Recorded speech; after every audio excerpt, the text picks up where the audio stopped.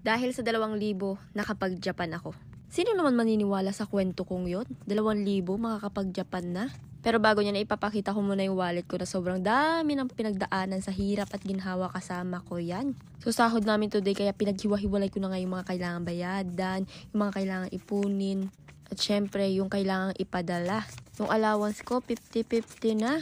Basta ang importante makapagpadala tayo ng maayos sa ating pamilya. Ngayong araw nga ay magpapadala tayo. Kagagaling ko lang sa trabaho kaya medyo maglilinis-linis lang ako. Kasi putikan talaga ako dyan. Tinanggal ko lang yung mga putik-putik ko. So balik tayo sa kwento. Bakit ba ako nakapag-Japan sa halagang 2,000? Sa pagkakaalam ko na ikwento ko na to, pero uulitin ko ulit sa mga hindi pa nakapanood.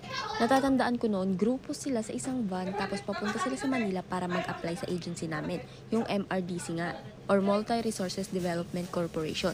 So take note guys, taga Sambales kami, kaya kung sino yung mga gustong mag-apply, iniipon nila para isahan yung pagsakay sa van, yung pag-arkila ba. And then after nun, kulang ng isang tao sa van. So ayun na nga, tinawagan ako or inaya ako kung gusto ko daw sumama sa kanila para mag-apply doon sa Manila.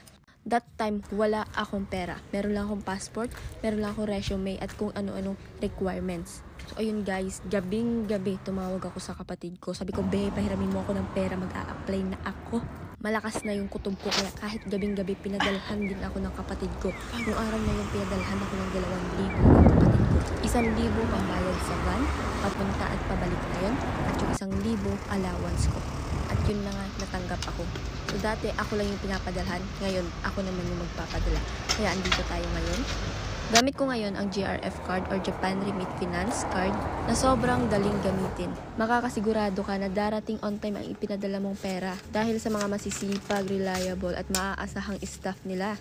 At kahit na late ka nga sa pagpapadala dahil galing ka sa trabaho ay mapaprocess pa rin yan kasi hanggang 11 PM ang kanilang pagpaprocess. And after nun ay pwede nang kunin sa Palawan Express pera padala na meron ng more than 6,000 Palawan Express outlets. And alam nyo ba na branch man o app ay pwede yan sa Palawan.